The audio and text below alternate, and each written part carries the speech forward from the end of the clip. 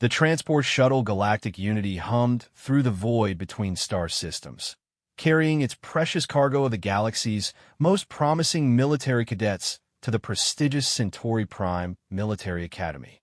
Among the 100 young beings from dozens of different species, one figure sat quietly in the back corner, largely ignored by her fellow passengers. Maya-chan pressed her face against the viewport, watching the stars streak past as the ship entered hyperspace. At 17 standard galactic years, she was younger than most of the other cadets and significantly smaller. Where the towering Vorthak warriors stood nearly 3 meters tall with their crystalline exoskeletons gleaming, and the graceful Silthari stretched their forearms in elegant gestures as they conversed in their musical language, Maya appeared unremarkably human. Brown hair pulled back in a simple ponytail, average height, wearing the same basic cadet uniform as everyone else. What her fellow cadets didn't know, what the Academy administration had chosen not to emphasize in their files, was that Maya came from Earth, a death world, a planet so hostile that most galactic species considered it barely habitable, where the gravity was crushing, the atmosphere corrosive, and the native life forms so aggressive that they constantly fought each other for survival. The other cadets had noticed her planet of origin, of course, but Earth had only joined the Galactic Federation 15 years ago, and humans were still considered a minor species. Primitive. Backward. Their technology was crude compared to the elegant solutions developed by races with thousands of years of spacefaring history. Their military doctrine was considered barbaric by civilized standards. Most importantly, they had never produced a single notable military leader or tactical genius in their brief time as Federation members. So when Maya had scored high enough on the Academy entrance exams to earn admission, it had been treated as an amusing anomaly. A feel-good story about diversity and inclusion. The headlines across the galactic news networks had been condescending. Brave human girl attempts military academy, and Deathworld primitive seeks education among civilized species. Now, sitting in that transport, Maya listened to the conversations around her and understood exactly how her fellow cadets saw her. The Zinthari twins, whose species had dominated galactic military strategy for centuries, barely glanced in her direction. The young Thrakari prince, heir to a warrior culture that had conquered half their home sector, had introduced himself to every other cadet except her. Even the Kithira, a species known for their courtesy and diplomacy, seemed to look through her as if she weren't there. I heard they only accepted the human to meet some kind of diversity quota, whispered Zexcathal, one of the Vorthak cadets, his crystalline features crackling with barely contained energy. My uncle serves on the Academy board. He said they needed at least one representative from each member species, no matter how limited their potential. His companion, a tall Silthari named Valanaris, gestured with 2 of her 4 arms. My research into human military history suggests they excel primarily at fighting each other. Their strategies seem to consist mainly of overwhelming force and acceptable losses. Hardly the sophisticated approach we'll be learning. Maya kept her expression neutral, pretending to read the data pad containing her course materials. She had heard these kinds of conversations countless times since her acceptance letter arrived. The whispers followed her everywhere. Too primitive, too weak, too human. The irony wasn't lost on her. These beings, who prided themselves on their advanced civilizations and sophisticated military doctrines, were speaking about her in a language she could understand because they assumed she was too stupid to follow their conversation. They switched between Standard Galactic and their native tongues, apparently unaware that Maya spoke 6 languages fluently and understood fragments of a dozen more. Her father, Colonel James Chun, had prepared her for this. He was one of the few humans to achieve significant rank in Federation forces, though his career had been marked by constant fights against prejudice and low expectations. "They'll underestimate you, Maya," he had told her during their last conversation before she left Earth. "Use it. Let them think you're just a primitive human girl playing soldier." Then, show them what a Deathworlder is really capable of. The transport began its deceleration as Centauri Prime came into view. The planet was a marvel of galactic civilization, its continents covered in gleaming cities that stretched from pole to pole. Orbital platforms dotted the space around the world, connected by streams of traffic that moved with perfect efficiency. It was everything Earth was not: peaceful, ordered, civilized. The military academy occupied an entire continent on Centauri Prime. As the shuttle descended toward the landing platform, Maya could see the sprawling complex of buildings, training grounds, and simulation centers that would be her home for the next 4 years. If she lasted that long. The Academy's architecture was typical of galactic design: flowing curves and organic shapes that seemed to grow from the landscape rather than being imposed upon it. Everything was scaled for the variety of species that attended, with corridors wide enough for the massive Thackeray and ceilings high enough for the towering Vorthak.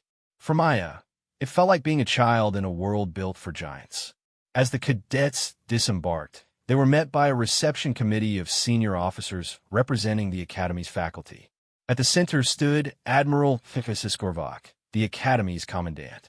The Zenthri Admiral was a legend in military circles, having commanded the successful defense of the Rigel system against pirate fleets and authored the definitive text on multi-species tactical coordination.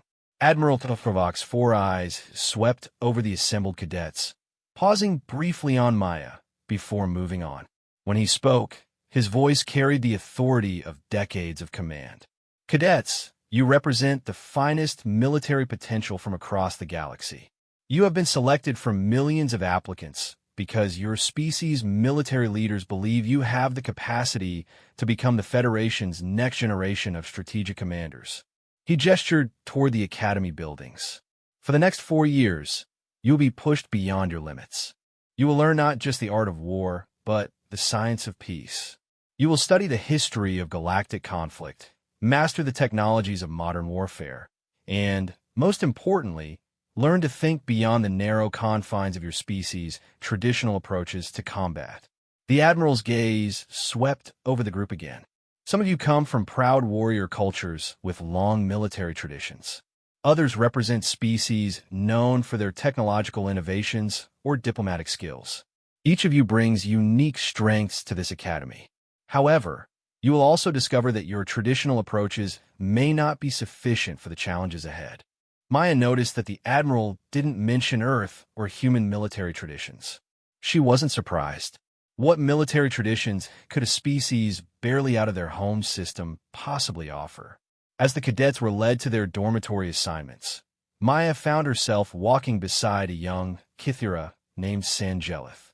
The Kithira were known for their fairness and analytical minds, and Sangelith seemed less dismissive than the others. "I've read about your species' recent conflicts," Sangelith said, his translator rendering his melodic language into standard galactic. "Your people's resistance movements during your global wars showed remarkable persistence." It was clearly meant as a compliment, though a backhanded one. Maya smiled politely. "Thank you. I'm looking forward to learning from everyone here. I imagine each species has developed unique approaches to military problems." "Indeed," Sangelith replied, "though I confess, I'm curious how human strategies will adapt to the realities of space warfare. Ground-based tactics seem so limited in scope." Before Maya could respond, they arrived at the dormitory complex. The rooms were assigned by lottery, and Maya discovered she would be sharing quarters with 3 other cadets: Zexcathal the Vorthak, Valanaris the Silthari, and Tornvex, a young Thackeray who had barely spoken during the journey. The dormitory room was spacious by human standards, with 4 sleeping areas arranged around a central common space. Each sleeping area was configured for its occupant species. The Vorthak section had crystalline surfaces for energy absorption. The Silthari area featured the flowing water features her species required, and the Thackeray space was built for his massive frame and high-gravity needs. Maya's human section seemed almost comically simple in comparison: a basic bed, desk, and storage unit that could have come from any Earth military barracks. As they settled into their quarters, the other cadets began discussing their expectations for the academy. Zexcathul boasted about his family's military record, noting that 17 Vorthak admirals had come from his bloodline. Valanaris spoke eloquently about the Silthari's contributions to fleet coordination theory. Tornvex mentioned, almost casually, that he was the youngest member of his warrior clan ever to be accepted to an off-world academy. When they turned to Maya expectantly, she simply said, "I'm hoping to learn a lot here."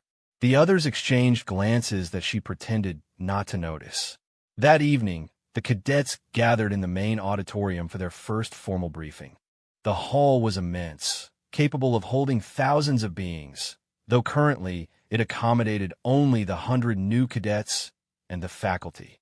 The architecture itself was a lesson in galactic cooperation. Every species' aesthetic preferences had been incorporated into a surprisingly harmonious whole. Admiral Fifiskorvak took the stage again, this time accompanied by the Academy's senior instructors. "Tomorrow, your formal education begins," he announced. "You will be divided into tactical groups of 20 cadets each. These groups will compete against each other in simulations, exercises, and theoretical challenges throughout your first year. Excellence will be rewarded. Failure will result in dismissal." The Admiral's 4 eyes seemed to focus on different sections of the audience simultaneously. "You should know that approximately 30% of you will not complete your first year. The standards here are not adjusted for species differences or cultural backgrounds. The galaxy's security depends on our ability to identify and train the best military minds, regardless of their origin." Maya felt a chill that had nothing to do with the auditorium's temperature. She had known the academy was competitive, but a 70% retention rate meant that natural ability alone wouldn't be enough. She would need to prove herself quickly and decisively. After the briefing, as cadets mingled and began forming social groups, Maya found herself increasingly isolated. The natural tendency was for cadets to gravitate toward others from similar backgrounds. Warrior species clustered together, discussing honor codes and combat traditions, while the more technologically advanced races debated tactical applications of their latest innovations. Maya tried to join several conversations, but each time she approached, the discussion would gradually shift away from her, or the group would eventually drift apart. It wasn't necessarily malicious, but the effect was clear: she didn't belong.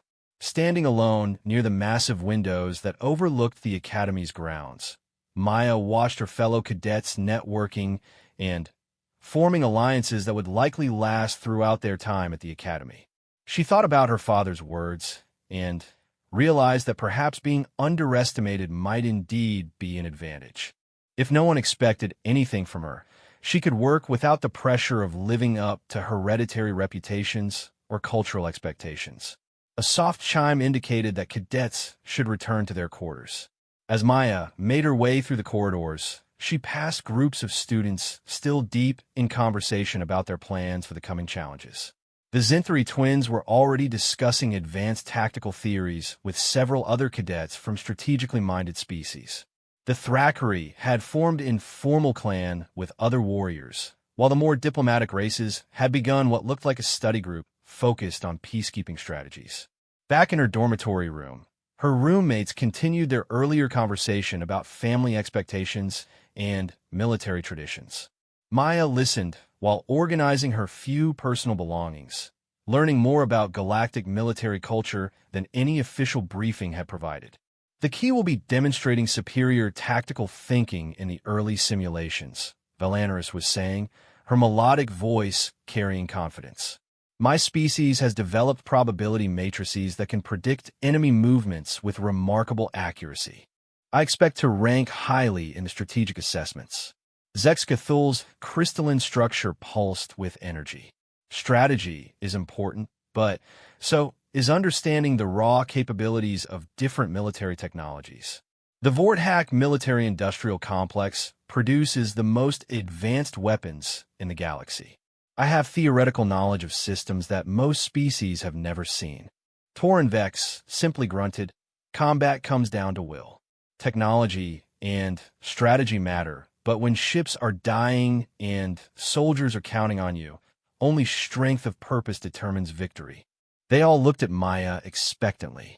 She considered her response carefully. She could try to match their boast with claims about human achievements, but that would ring hollow given humanity's junior status in the Federation. Instead, she chose honesty.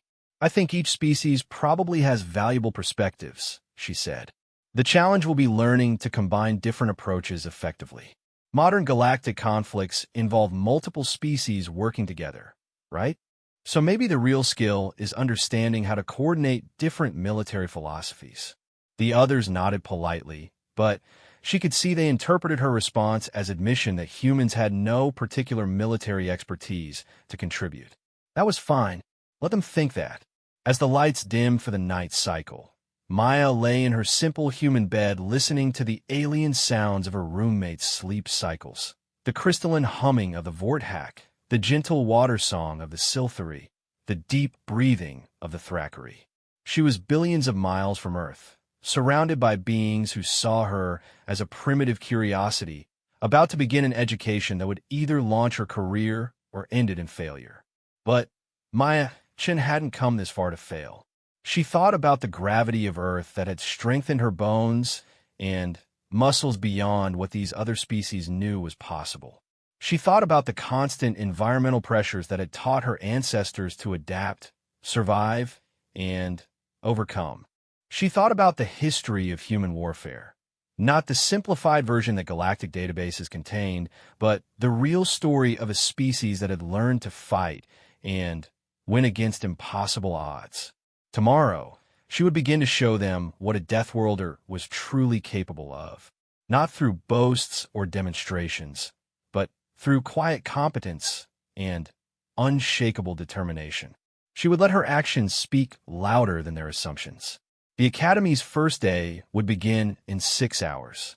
Maya closed her eyes and smiled. She couldn't wait. The alarm chimed at 0500 Standard Galactic Time, though Maya had been awake for 20 minutes already. Her internal clock, shaped by Earth's 24-hour rotation, didn't quite align with Centauri Prime's longer day, but her body had adapted to worse conditions during her childhood on humanity's unforgiving homeworld. Around her, the other cadets stirred more slowly.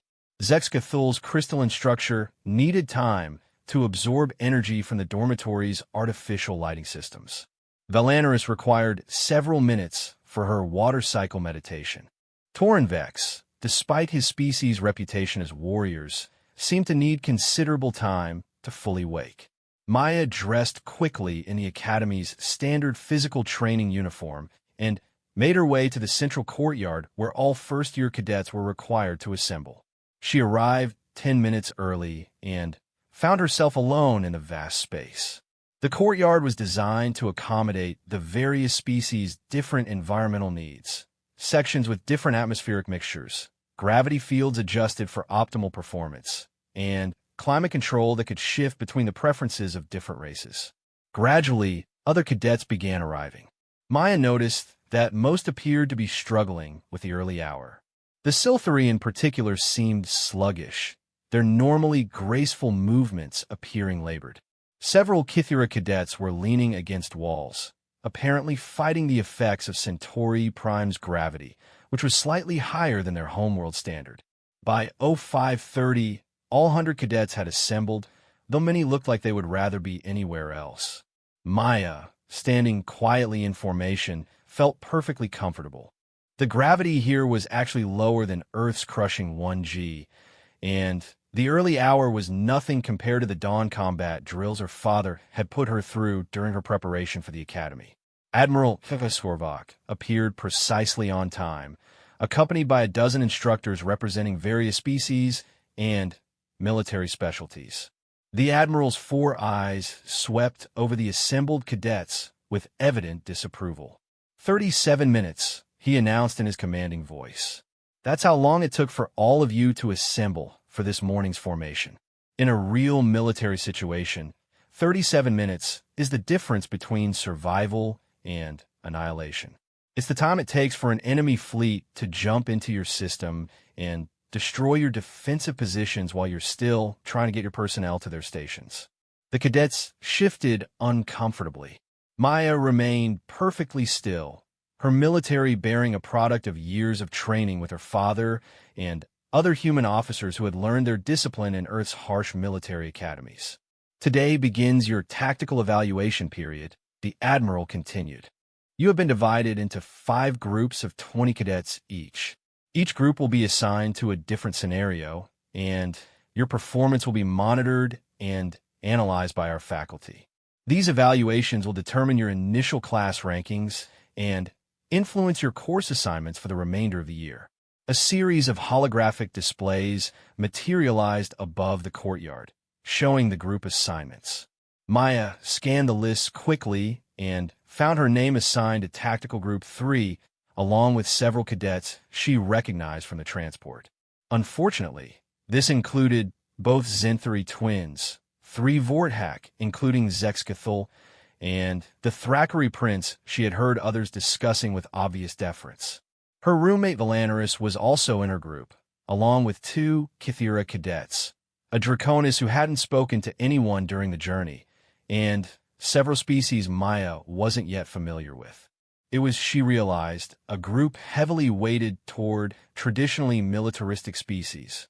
Group 3 will report to Simulation Complex 7, announced Commander Vexthale, a Silthri officer whose 4 arms moved in precise coordination as she gestured. Your scenario involves a multi-system conflict requiring strategic coordination between different fleet elements. You have 2 hours to develop and present a comprehensive battle plan. As the groups dispersed to their assigned locations, Maya found herself walking beside the 2 Kithira cadets, Sangelith and another named Penravik. The Kithira, she had learned, were known for their analytical abilities and fair-mindedness, making them natural mediators in multi-species conflicts. This should be interesting, Penravik commented, his translator converting his harmonic speech patterns into standard galactic. A strategic planning exercise with this particular mix of species. The Zenthri will want to approach it as a pure tactical problem, while the Thrakkery will probably focus on direct confrontation strategies. Sangelith nodded agreement. The Vorthak will push for technology-heavy solutions, and the Draconis tend to favor stealth and misdirection. It could become quite chaotic trying to coordinate so many different military philosophies. Maya listened to their analysis with growing interest. The Kithira were already thinking about the group dynamics rather than just the tactical problem itself. That suggested a level of strategic thinking that might prove valuable. Simulation Complex 7 turned out to be a massive spherical chamber filled with holographic projectors capable of creating 3-dimensional battle scenarios with perfect fidelity. As Tactical Group 3 entered the chamber, the space around them transformed into a stellar map showing 3 star systems connected by hyperspace lanes. Commander Vexthale's voice echoed through the chamber as she explained their scenario. The Rigel sector is under attack by an unknown enemy force. Initial reports suggest at least 40 enemy ships of various classes, using unfamiliar technology and tactics. Federation forces in the region consist of mixed fleets from 7 different member species, totaling 63 ships across the 3 systems. The holographic display zoomed in to show detailed information about each Federation fleet, their compositions, capabilities, current positions, and commanding officers. Maya studied the data carefully while listening to Commander Vexthale continue the briefing. Your task is to coordinate these disparate forces to repel the enemy attack and protect the civilian populations of all 3 systems. You must work as a team to develop a comprehensive strategy that takes into account the different capabilities and limitations of each species' military forces. As soon as the commander finished speaking and left them to their planning, the group immediately divided into factions exactly as the Kithira had predicted. Zenthkorvok and Zankorvok, the Zenthri twins, immediately began analyzing the tactical data with the cold precision their species was known for. The optimal approach is clearly a coordinated pincer movement, Zenthkorvok announced, his 4 eyes focused on different aspects of the holographic display simultaneously. If we position the faster Sil-3 vessels here, and here we can force the enemy into a kill box where the heavy weapons platforms can eliminate them systematically. Prince Thargvas, the Thrakkery Royal, stepped forward with the confident bearing of someone accustomed to command. The Zinthri approach has merit, but it fails to account for the honor requirements of warrior species. The Thrakkery fleet cannot be relegated to a supporting role. We demand a position in the primary assault force. Immediately, Zexcathul's crystalline structure flared with energy. The Vorthak possessed the most advanced weapons technology in the Federation. Any battle plan that doesn't center around our capabilities is doomed to failure. Our plasma cannons have a range advantage of at least 30% over any other Federation weapon system.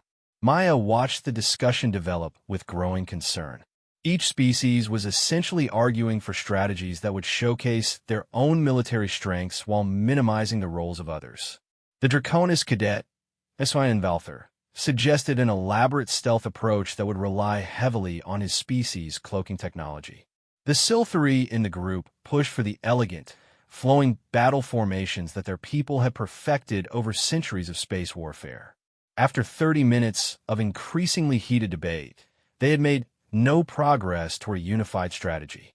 Instead, they had essentially created 5 different battle plans, each designed to prove the superiority of a particular species' military doctrine. "This isn't working," Penravik observed, his harmonic voice cutting through the arguments. "We're approaching this as competitors rather than collaborators. The enemy won't care about our cultural preferences or military traditions. They'll exploit our lack of coordination." Sanjelith nodded agreement. "Perhaps we should step back and analyze the actual tactical situation rather than debating the relative merits of our different approaches." That's when Maya decided to speak up. She had been studying the scenario data while the others argued, using her father's lessons about battlefield analysis to understand what they were really facing. "Has anyone actually looked at the enemy's pattern of movement?" she asked quietly. The arguing stopped, and all eyes turned to her.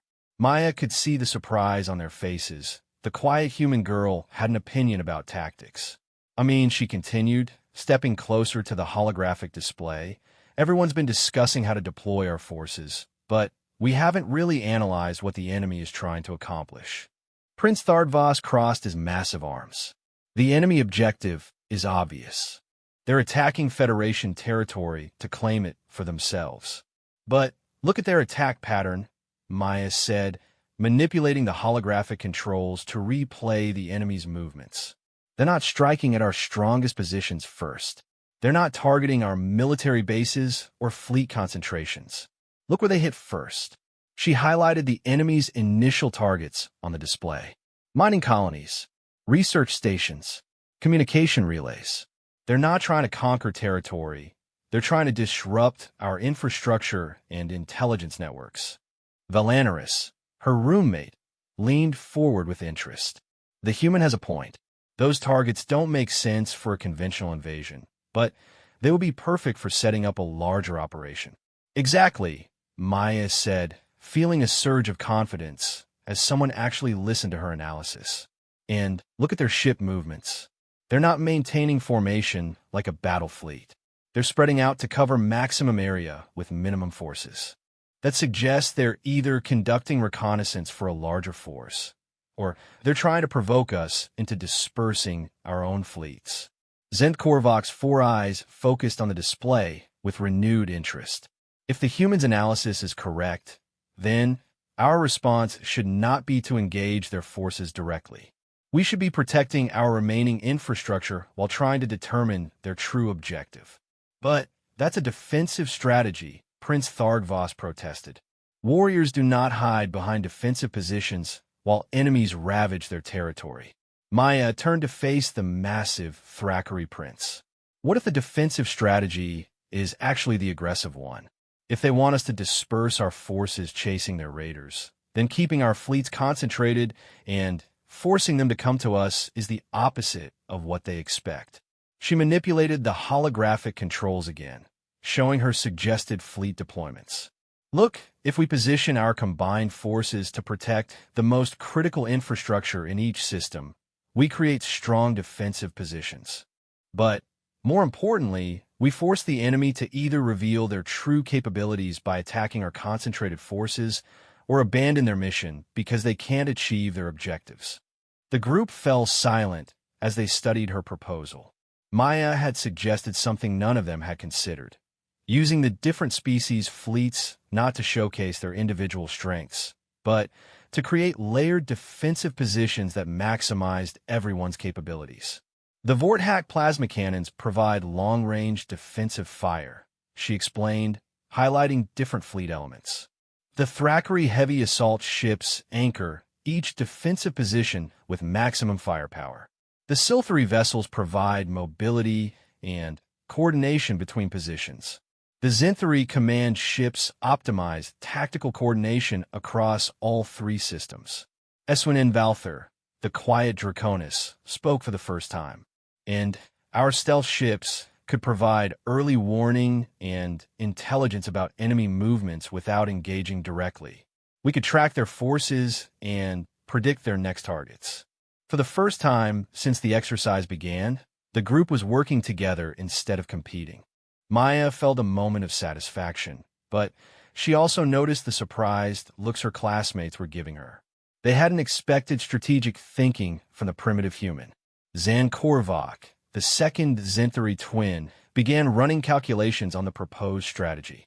The coordination requirements would be complex, but the defensive positions provide overlapping fields of fire that maximize our technological advantages while minimizing the enemy's ability to exploit our weaknesses. And, added Penravik thoughtfully, it demonstrates the kind of multi-species cooperation that Federation Command wants to see from future officers. We're not just proving that one species is superior, we're proving that we can work together effectively. Over the next hour, the group refined Maya's basic strategy into a comprehensive battle plan. Each species contributed their expertise, but instead of competing for dominance, they found ways to integrate their different capabilities into a unified whole. The Zinthari twins calculated optimal positioning for maximum tactical efficiency. Prince Thargvas identified the key defensive points where Thackeray firepower would be most effective. Zexcathul designed weapon deployment strategies that took advantage of Vorthack technology while supporting other species' capabilities. Maya found herself increasingly involved in the coordination aspects of the plan, helping different team members understand how their contributions fit into the larger strategy. Her experience with her father's lessons in combined arms tactics proved valuable, though she was careful not to emphasize her knowledge too much. When Commander Vexthale returned to evaluate their presentation, Tactical Group 3 had developed something none of the other groups had managed: a truly integrated strategy that showcased multi-species cooperation while addressing the actual tactical challenges of their scenario. Zinth Korvak served as their primary presenter, his Zinthari analytical skills perfectly suited for explaining the mathematical precision of their coordinated defensive strategy. But when the commander asked about the strategic thinking behind their approach, it was Maya who found herself answering. The key insight was understanding what the enemy actually wanted to accomplish, she explained, trying to keep her voice steady despite the pressure of presenting to a senior officer. Once we realized they were targeting infrastructure rather than territory, we could design a response that protected our strategic assets while forcing them to reveal their true capabilities. Commander Vexthale's forearms moved in a pattern that Maya's cultural briefings had taught her indicated approval. And the integration of different species' capabilities? How did you coordinate such different military doctrines? This time, Penravik answered. We focused on what each species could contribute to the overall mission rather than trying to prove which approach was superior. The humans' analysis helped us see that cooperation was more important than competition. Maya noticed that Penravik had credited her with a strategic insight while emphasizing the group's collaborative effort. It was diplomatically done, giving her recognition without making her seem like she was claiming credit for everyone's work. After their presentation, as the group dispersed for their next classes, Several of her teammates approached Maya with what seemed like genuine respect for the first time since she had arrived at the academy. Your strategic analysis was quite sophisticated, Zenth Korvac admitted, his four eyes focusing on her with apparent interest. I had not expected such tactical thinking from a species with limited space warfare experience. It wasn't exactly a warm compliment, but coming from a Zenthari, it represented significant recognition. Maya accepted it gracefully, while privately noting that her human strategic thinking had just been described as sophisticated by a member of the galaxy's most analytically advanced species.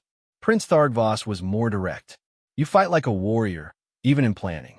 Your strategy honored the strength of all our forces while achieving victory. This is good. From a Thrakkari, this was practically a declaration of friendship. Maya thanked him, though she suspected that his definition of fighting like a warrior was rather broader than most of his species would accept. Even Zexcathul seemed grudgingly impressed. Your coordination of different technological capabilities showed understanding of advanced military systems. Perhaps humans are not as primitive as our databases suggested. As they walked toward their next class, Galactic Military History, Maya reflected on the morning's exercise. She had managed to contribute meaningfully to the group's success, and, more importantly, she had begun to change her classmates' perceptions of human capabilities. The key had been focusing on what needed to be accomplished rather than trying to prove herself superior to anyone else. But she also realized that this was just the beginning. One successful exercise wouldn't eliminate the prejudices and assumptions that surrounded her. She would need to consistently demonstrate her capabilities while continuing to work collaboratively with beings who still saw her as an oddity in their sophisticated military institution. The hallway filled with cadets as classes began across the academy. Maya noticed that word of Tactical Group 3's successful presentation was already spreading among the first-year students. Several cadets who had previously ignored her now nodded politely as she passed. She was still the human girl from the Deathworld, still an outsider in this place built for galactic military excellence. But now, at least, some of her fellow cadets were beginning to suspect that being underestimated might be her greatest weapon. 3 months in her first year at the academy, Maya had settled into a routine that would have killed most of her classmates. She woke every morning at 0430, an hour before the required formation time, and used that extra hour for physical conditioning that pushed her body to its limits. The academy's gym facilities were designed to accommodate all species, with variable gravity chambers and atmospheric controls that could simulate different planetary environments. Maya preferred the high-gravity chamber set to 1.2 G, higher than Earth's natural gravity, but manageable for her Deathworlder physiology. She would run for 30 minutes, do strength training for another 20, and finish with combat forms her father had taught her. By the time other cadets began their mandatory physical training, Maya had already completed a workout that would have hospitalized most galactic species. The early morning solitude gave her time to think and plan. Over the past 3 months, she had carefully built a reputation for reliable competence rather than flashy brilliance. She contributed to group projects consistently, helped struggling classmates without condescension, and maintained the collaborative approach that had worked so well in her first tactical exercise. But she had also begun to understand the deeper currents of academy politics. The institution wasn't just about military education, it was about proving which species deserved leadership roles in Federation forces. Every exercise, every examination, every social interaction carried the weight of interstellar prejudices and alliances that had been forming for centuries. The Zenthari dominated the academic rankings, their analytical superiority evident in every theoretical examination. The Thrakkari excelled in leadership exercises, their natural command presence, and warrior culture, giving them advantages in any scenario requiring decisive action. The Vorthack consistently scored highest in technological assessments, while the Silthari demonstrated unmatched skill in coordination and logistics. Humans, represented only by Maya, were generally ignored in these informal species rankings. Her consistent performance was noted, but not considered significant.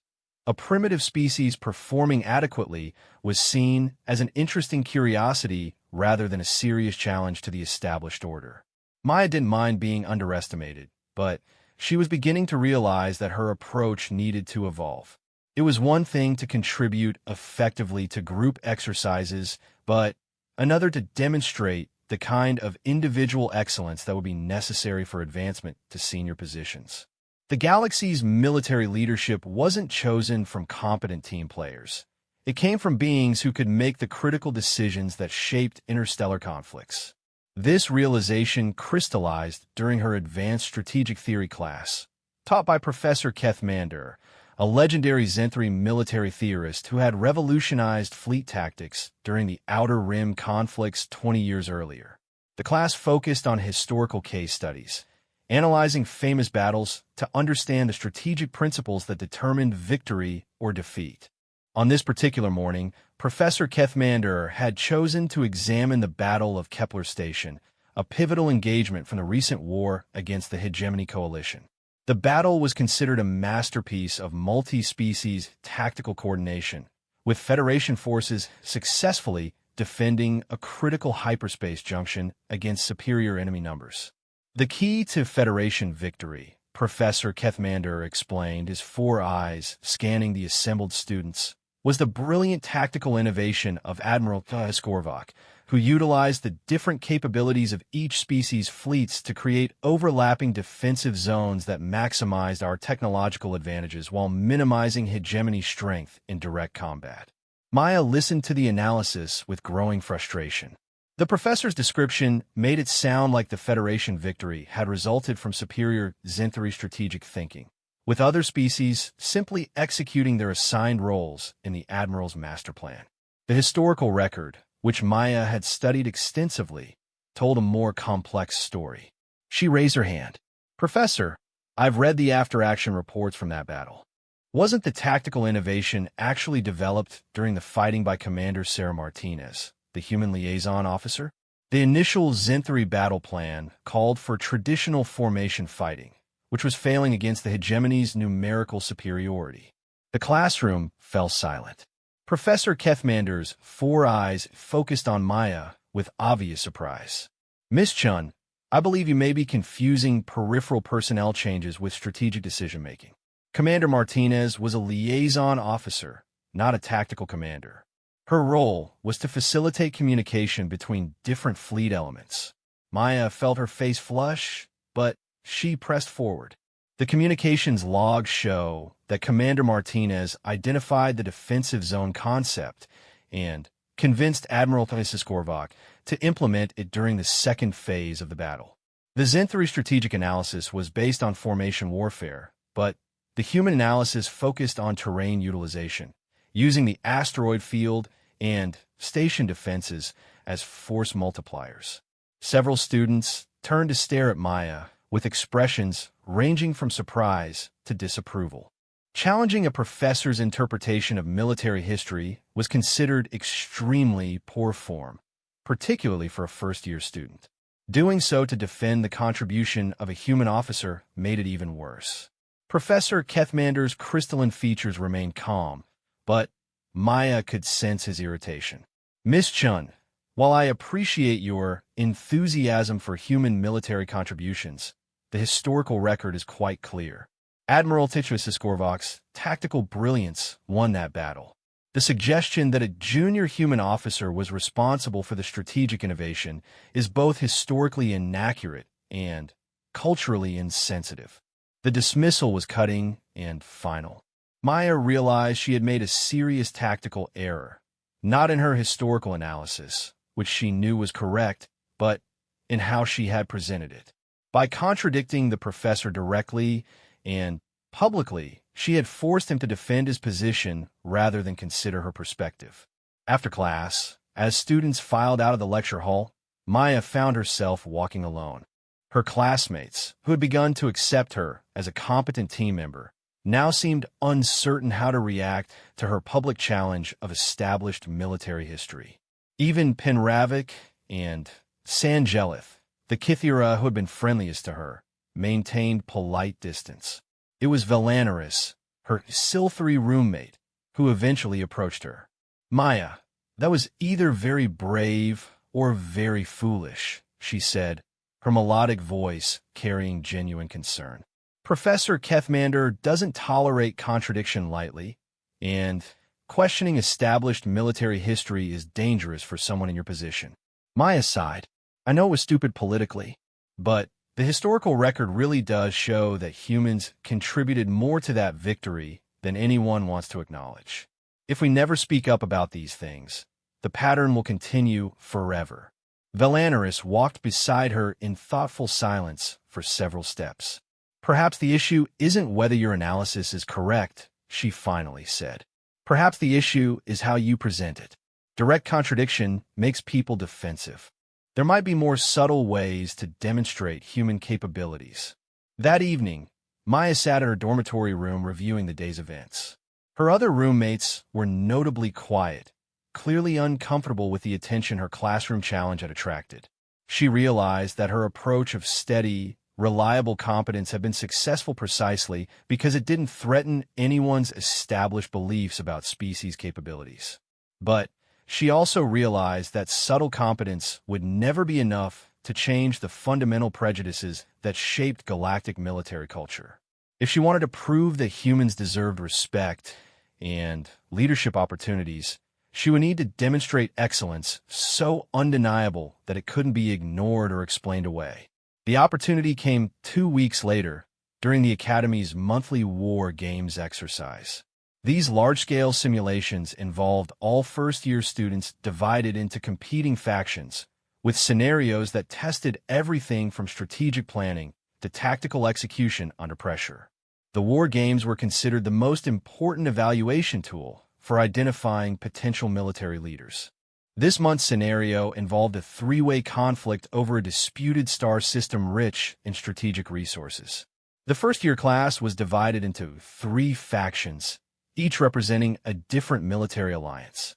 Maya found herself assigned to the Independence Coalition, a faction that included primarily species from the galaxy's frontier regions, Kithira, Draconis, and a handful of other races generally considered less militarily significant than the major powers. The opposing factions were predictably dominated by the traditionally powerful species. The Federation Alliance was led by Zenthri and Thrakari cadets, while the Hegemony Empire was commanded by Vorthak and Silthri students. Maya's faction was clearly expected to provide token resistance before being eliminated by the more militarily sophisticated alliances. The scenario began with each faction controlling a portion of the disputed system, including several planets, asteroid mining operations, and orbital installations. Victory would be determined by controlling the majority of strategic resources at the end of a 72-hour simulation period. Maya's faction immediately faced a critical disadvantage. Their assigned fleet consisted primarily of older ships with limited capabilities, representing the kind of forces that frontier species could realistically field. Meanwhile, the other 2 factions commanded modern vessels with advanced weapons and defensive systems. The initial strategy session revealed another problem: lack of unified command structure. The Kithira cadets wanted to focus on diplomatic solutions, tried to negotiate with one of the major factions for a favorable surrender. The Draconis students favored guerrilla tactics and hit-and-run attacks. Several other species proposed defensive strategies that essentially involved hiding until the major factions eliminated each other. Penravik, who had been designated as their faction leader primarily due to his Kithira diplomatic skills, struggled to coordinate the competing approaches. "We need to acknowledge our limitations," he argued reasonably. "Our forces are inferior in direct combat, our technology is outdated, and our species have no tradition of working together militarily. Perhaps we should focus on minimizing losses rather than pursuing victory." Maya listened to the defeatist planning with growing frustration. These species were accepting defeat before the exercise had even begun, simply because they believed the propaganda about their own military inferiority.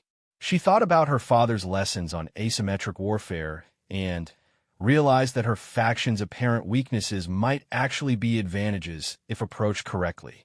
"What if we're thinking about this wrong?" she said during a pause in the planning session. "Everyone expects us to lose, including the other factions. They're going to focus on fighting each other for first place while treating us as a minor nuisance. What if we use that assumption against them?" Syn and Valther, the Draconis cadet who had worked with her in the earlier tactical exercise, looked up with interest. "Explain." Maya moved to the tactical display showing the current fleet dispositions.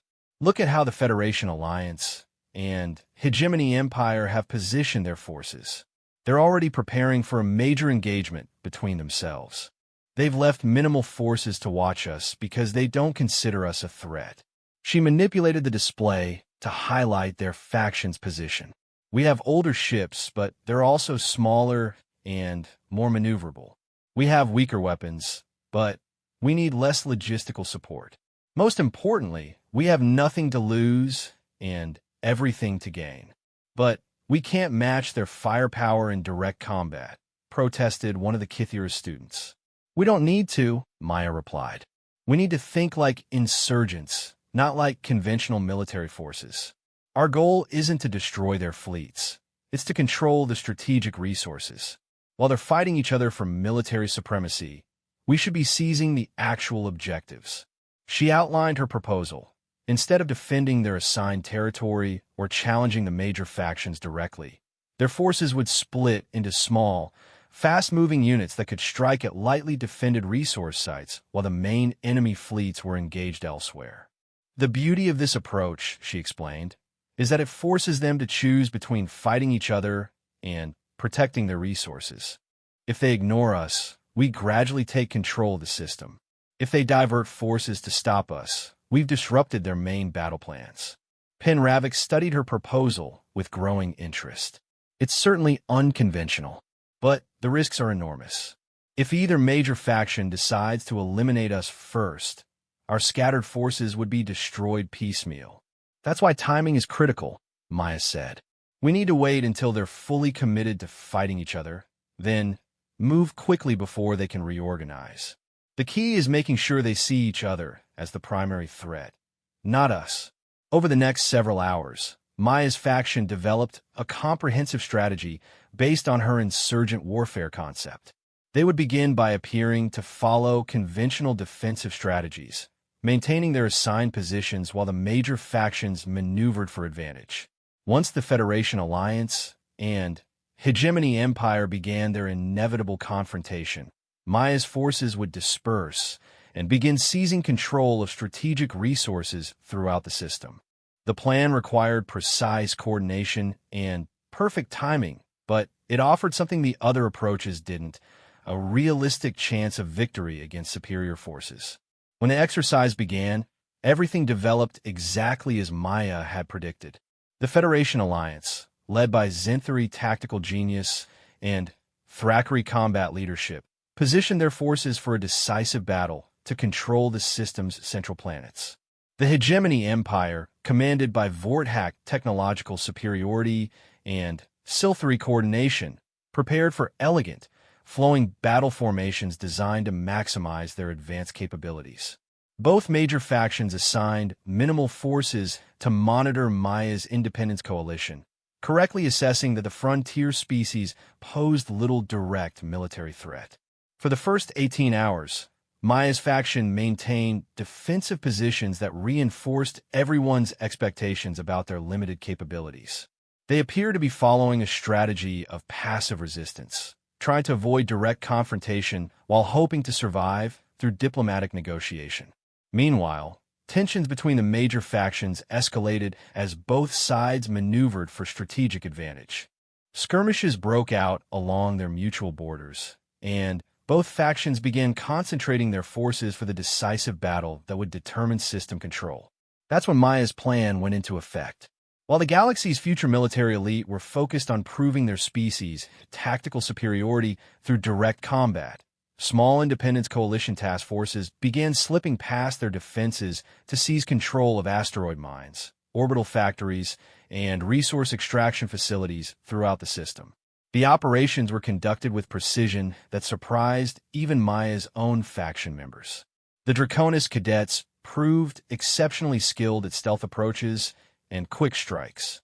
The Kythera demonstrated remarkable ability to coordinate complex multi-target operations. Species that had been dismissed as militarily insignificant showed unexpected competence when operating according to their actual strengths rather than trying to imitate traditional fleet tactics. By the time the Federation Alliance and Hegemony Empire noticed what was happening, the Independence Coalition controlled nearly 40% of the system's strategic resources. More importantly, they had forced both major factions into an impossible strategic position: continue their planned battle and risk losing control of the system to a supposedly inferior opponent, or break off their engagement to deal with Maya's forces and lose the military superiority they had been fighting to establish. The final 24 hours of the exercise became a desperate three-way conflict, as both major factions struggled to adapt their strategies to an opponent who refused to fight according to established conventions. Maya's forces continued their hit-and-run tactics, seizing resources and disappearing before superior enemy forces could bring their firepower to bear. When the simulation ended, the Independence Coalition controlled 53% of the strategic resources, enough for a clear victory. The Federation Alliance and Hegemony Empire had spent so much effort fighting each other and chasing Maya's insurgent forces that neither had secured the resources necessary for system control. The post-exercise briefing was conducted by Admiral HFY himself, with the Academy's entire faculty in attendance. The results had clearly surprised everyone, including the instructors who had designed the scenario. The Independence Coalition's victory, the Admiral announced, represents a significant departure from conventional military strategy. Their success was achieved not through superior firepower or traditional tactical excellence, but through innovative strategic thinking that turned apparent weaknesses into operational advantages. Maya sat with her faction members, still somewhat stunned by their unexpected victory. Around them, cadets from the major factions were clearly struggling to understand how they had been defeated by species they considered militarily inferior. The key insight, Admiral HFY continued, was recognizing that control of strategic resources was more important than military supremacy. While the other factions focused on proving their combat capabilities, the Independence Coalition focused on achieving the actual objective. He gestured toward the tactical display, showing the final positions. This exercise demonstrates why the Federation military requires officers who can think beyond traditional species-based military doctrines. The galaxy's security depends on our ability to develop new strategies for new challenges, not simply refine existing approaches. The Admiral's four eyes seemed to focus on Maya specifically. The strategic concept that led to this victory shows sophisticated understanding of asymmetric warfare principles. I believe we have all learned something valuable today about the importance of not underestimating any opponent or any potential ally. As the briefing ended and cadets dispersed, Maya found herself surrounded by classmates who were seeing her with completely different eyes. She was no longer the quiet human girl who contributed adequately to group exercises. She was the strategic mind who had orchestrated one of the most surprising victories in Academy War Games history. But Maya also realized that her success had fundamentally changed her position at the Academy. She could no longer hide behind low expectations and quiet competence. She had proven that humans were capable of military brilliance, which meant that future challenges would be measured against much higher standards.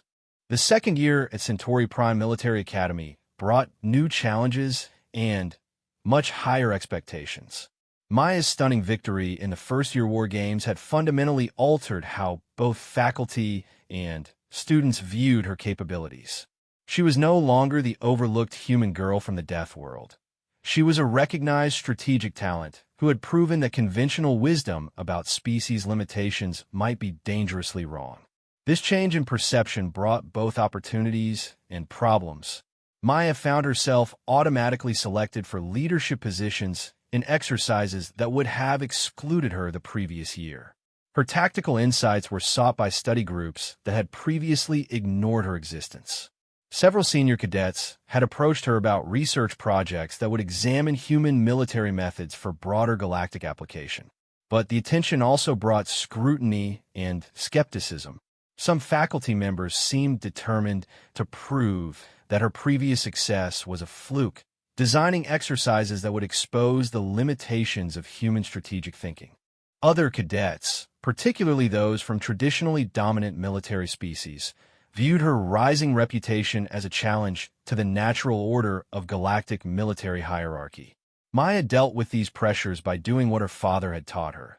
She worked harder than anyone else and prepared for challenges that others couldn't imagine. Her morning training sessions expanded to include combat simulations against multiple species, studying their fighting styles and tactical preferences until she could predict their movements instinctively. She spent her free time in the Academy's extensive archives, reading historical accounts of conflicts involving every major galactic species. Most importantly, she began developing what her professors called integrative strategic theory, the ability to combine different species' military doctrines into unified strategies that maximized everyone's strengths while minimizing traditional weaknesses. It was an approach that no single species' military tradition had needed to develop, but which was becoming increasingly important as Federation forces grew more diverse. The opportunity to demonstrate this capability came during the Academy's annual Crucible exercise, a month-long simulation that served as the final examination for second-year students. The Crucible was designed to identify future fleet commanders and senior staff officers, with performance determining advancement to the Academy's elite senior program. Only 50 students from a second-year class of 300 would be selected for senior status. The rest would complete their education in standard command tracks that led to competent, but unremarkable military careers. For Maya, admission to the senior program was essential. It was the only path that could lead to the kind of high-level command positions where she could actually influence galactic military policy. The Crucible exercise scenario was both complex and politically sensitive. A recently discovered star system contained evidence of an ancient alien civilization, the first signs of intelligent non-biological life ever found in the galaxy. 3 different factions had claimed rights to the system: the Federation itself, the independent consortium of free worlds, and a coalition of species that had never joined the Federation but maintained uneasy peace with its expansion. Each faction had legitimate claims to the system based on different interpretations of galactic law and historical precedent. More importantly, each faction represented different philosophies about how such discoveries should be managed. The Federation wanted to study the alien artifacts through controlled scientific research. The consortium demanded immediate commercial exploitation of any valuable technologies. The coalition species insisted that ancient alien sites should be preserved as sacred cultural heritage for all galactic civilizations. The exercise placed students in command of multi-species fleets representing each faction, with victory conditions that seemed mutually exclusive. The Federation faction needed to establish scientific control of the alien sites while preventing their exploitation or destruction. The consortium had to secure commercial rights and begin resource extraction. The coalition was tasked with protecting the alien heritage from both scientific interference and commercial development. Maya was assigned to command the coalition fleet, a challenging position that combined diplomatic complexity with significant military disadvantages. The coalition species had smaller, older ships and less advanced technology than either the Federation or consortium forces. More problematically, her fleet consisted of species that had chosen independence specifically because they rejected Federation military doctrine and consortium commercial priorities. Her command staff reflected this diversity of perspectives. Commander Thekvos, a Draken officer whose species had fought a bitter independence war against Federation expansion, viewed any compromise with Federation forces as betrayal of coalition principles. Lieutenant Zuranith, representing a collective consciousness species, insisted that all decisions must be reached through extensive consensus building among affected parties. Captain Sinjorik, whose people had lost their homeworld to consortium strip mining operations, wanted to use military force to prevent any commercial development of the alien sites. During the first week of the exercise, Maya struggled to forge these incompatible viewpoints into a coherent strategy. Her traditional approach of finding common ground and building collaborative solutions seemed impossible when her own officers fundamentally disagreed about basic objectives. Meanwhile, the Federation and consortium factions moved aggressively to secure control of the alien system. Federation forces, commanded by Zenth Korvak, one of the Zenthari twins from her first year, established scientific research bases and began systematic exploration of the alien artifacts. The consortium fleet, led by a brilliant Vorthack strategist named Kex Valthin, deployed commercial survey teams and began mapping resource extraction opportunities. Both major factions treated Maya's coalition forces as a minor obstacle to be managed rather than a serious threat to their objectives. This was understandable given the coalition's apparent military inferiority and Maya's staff's inability to agree on unified action. The breakthrough came when Maya realized she was approaching the problem backwards. Instead of trying to force her diverse officers to agree on a single strategy, she could use their disagreements as the foundation for a more sophisticated approach. During a particularly heated staff meeting, as Commander Thekvas and Captain Sinjorik argued about whether to attack Federation research sites or consortium commercial operations, Maya had a sudden insight. "What if we don't have to choose?" she asked, interrupting the argument. The staff meeting fell silent. Lieutenant Zuranith's collective consciousness indicators flickered with interest. "Explain, Commander." Maya moved to the tactical display, showing the alien system. "We've been thinking like this is a traditional military conflict where we need to defeat our enemies. But look at what's actually happening.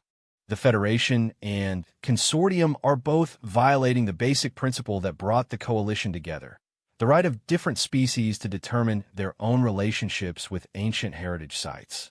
She manipulated the display to highlight the alien artifacts scattered across the system. "What if our strategy isn't about preventing them from studying or exploiting these sites? What if our strategy is about proving that there's a better way?"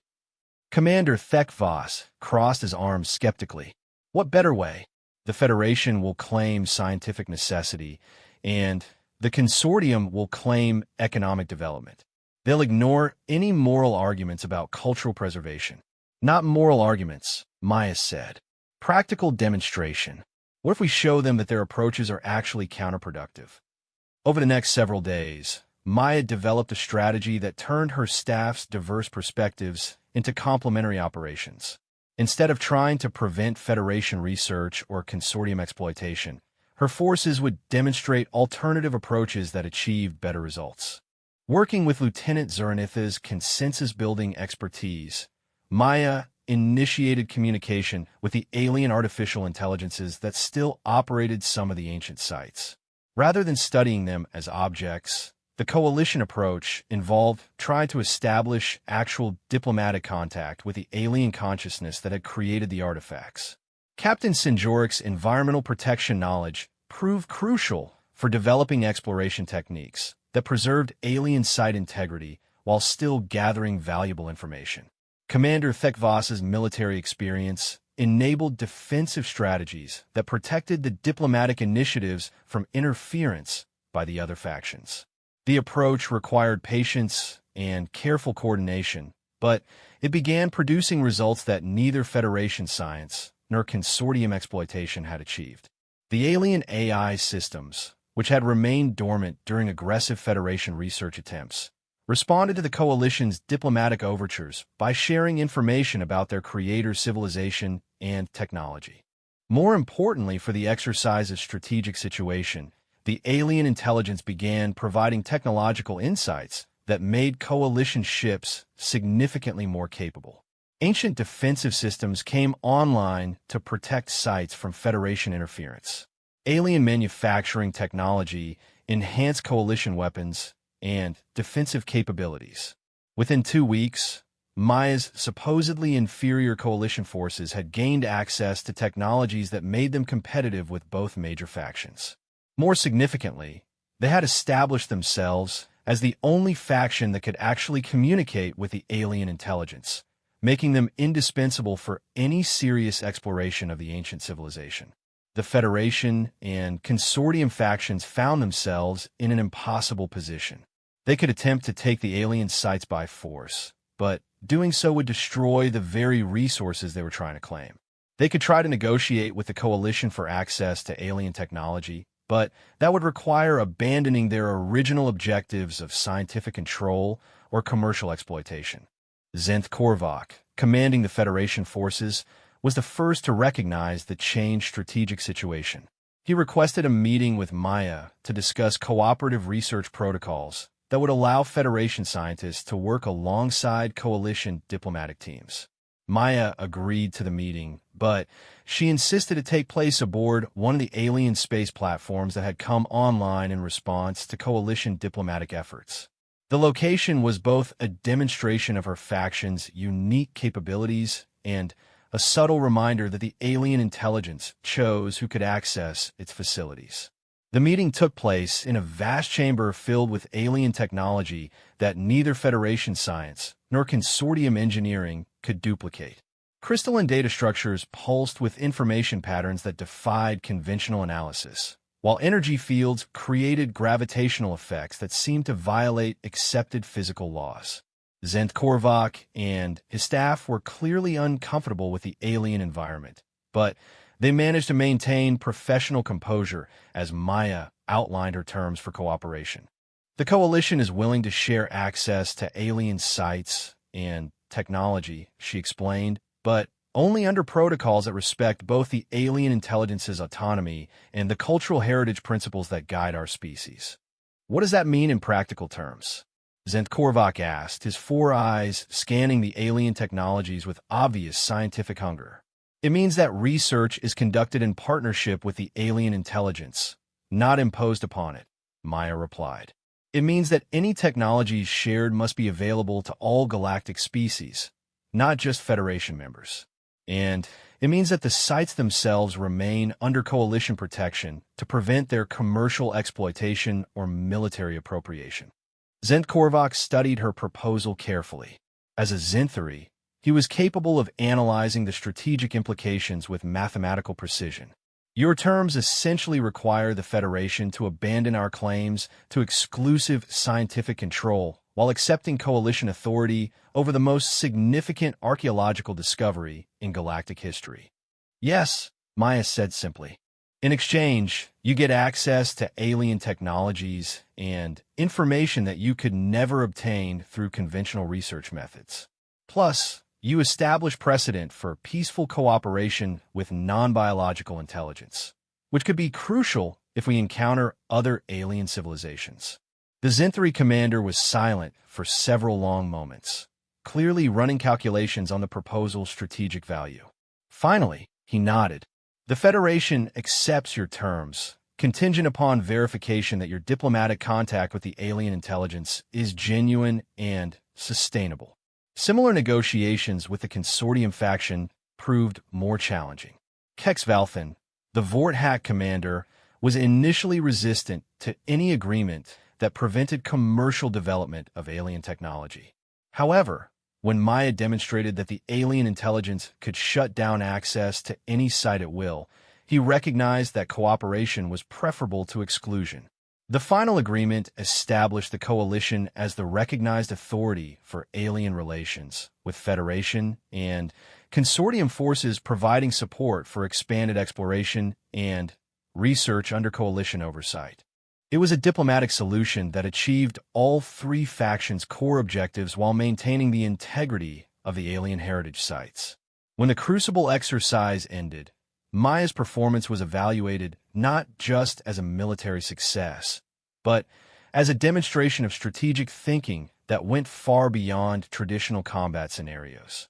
She had transformed an apparently impossible military situation into a diplomatic triumph that established new precedents for galactic cooperation.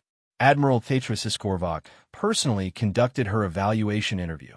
Miss Chun, your approach to the Crucible exercise was unlike anything we've seen in Academy history. You managed to achieve victory conditions for your faction while simultaneously creating solutions that benefited all participants. How did you develop this strategy? Maya considered her response carefully. I realized that the exercise wasn't really about military conflict. It was about managing competing interests in a situation where traditional combat wouldn't produce satisfactory outcomes. By focusing on what each faction actually needed rather than what they claimed to want, I could find approaches that served everyone's real interests.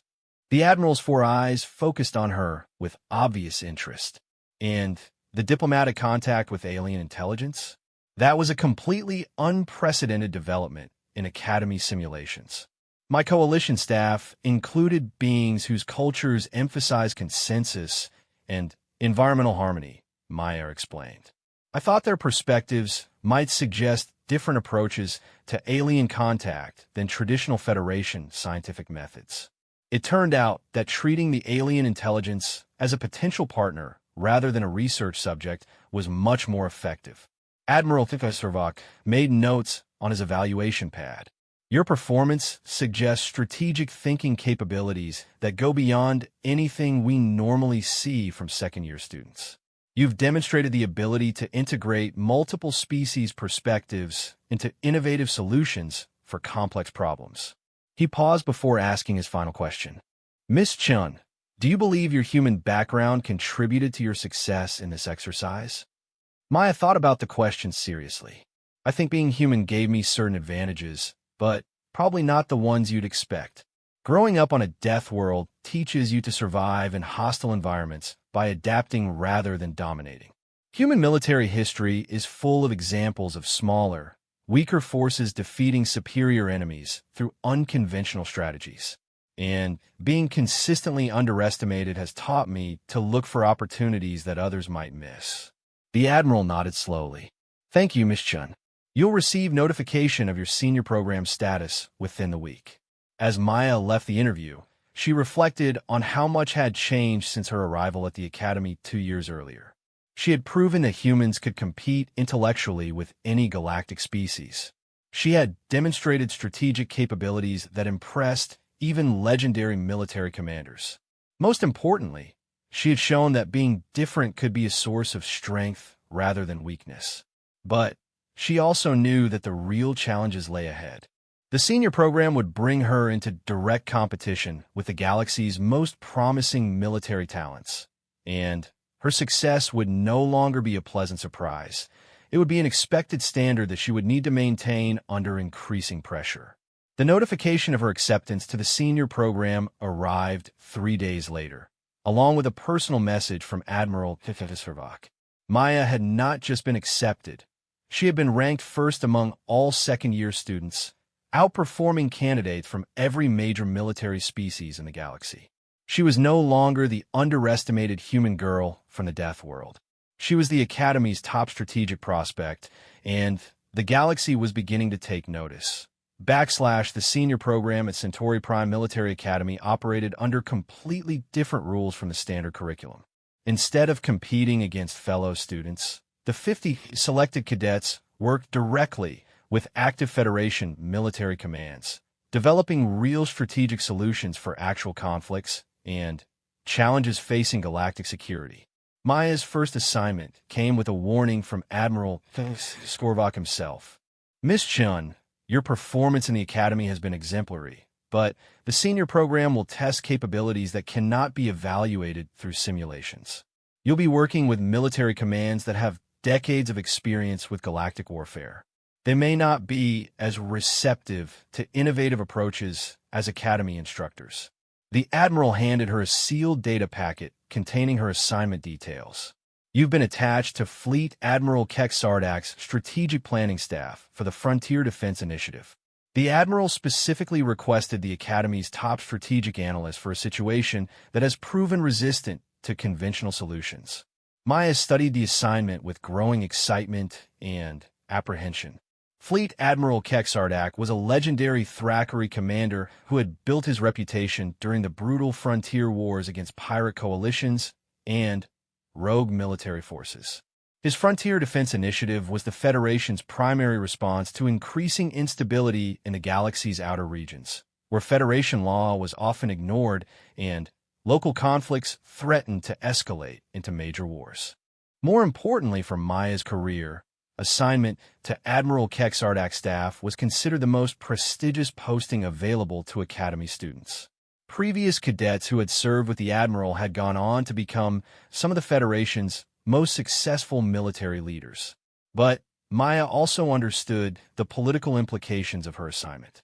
Fleet Admiral Kexardak came from the Thackeray military tradition that valued direct action and decisive leadership above all else. His staff was dominated by officers from warrior species who had proven themselves in actual combat. A human student, regardless of her academy performance, would be entering an environment where her theoretical knowledge would be measured against the practical experience of officers who had commanded ships in real battles. The journey to Admiral Kexardak's flagship took 3 days through hyperspace, giving Maya time to study the strategic situation she would be joining. The Frontier Defense Initiative was responsible for maintaining stability across 17 star systems that formed the boundary between Federation space and the chaotic regions beyond galactic civilization. The problems were complex and interconnected. Pirate fleets used the frontier systems as bases for raids into Federation territory. Refugee populations from failed colonies strained local resources and created humanitarian crises. Independent mining operations ignored environmental regulations and labor laws.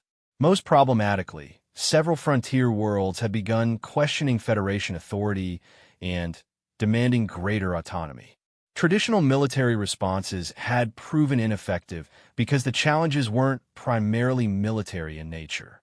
Destroying pirate fleets didn't address the economic conditions that created new pirates. Imposing Federation law on frontier worlds often drove them toward open rebellion. Humanitarian aid missions became targets for raiders who saw relief supplies as valuable cargo. Admiral Kexardak's strategic staff had been wrestling with these problems for over a year, achieving tactical successes that failed to create lasting solutions. The situation was becoming politically dangerous for Federation leadership, with some species questioning whether the frontier regions were worth the resources required to maintain control. Maya's shuttle arrived at the flagship Resolve during the middle of a major operation.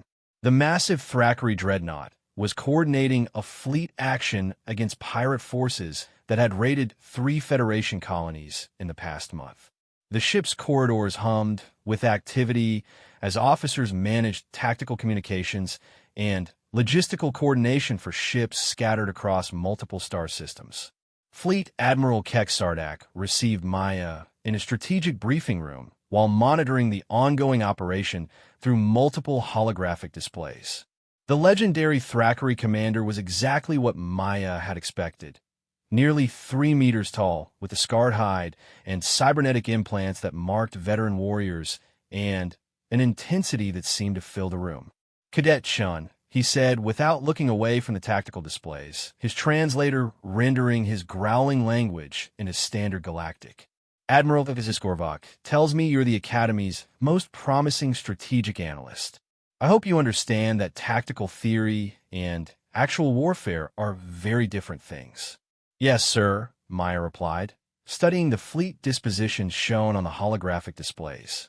"I'm here to learn and contribute however I can." "Good answer," the Admiral said, finally, turning his attention to her. "Your first lesson begins now. We're currently engaged in what appears to be a successful anti-piracy operation. Our forces have superior numbers, better technology, and professional training. The pirates are scattered, poorly coordinated, and equipped with obsolete weapons. By any reasonable analysis, we should achieve decisive victory within hours." He gestured toward the displays showing Federation ships closing on pirate positions. "Tell me, Cadet, based on your academy training, how would you evaluate this operation? Maya studied the tactical situation carefully, noting fleet positions, enemy capabilities, and operational objectives. The Federation forces did indeed appear to have overwhelming advantages, but something about the scenario bothered her. Sir, the operation appears tactically sound, but I'm concerned about strategic implications. Defeating these specific pirate forces doesn't address the underlying conditions that created them. Unless we change those conditions, new pirates will eventually replace the ones we're destroying. Admiral Kek Sardak's scarred features remained impassive. Continue.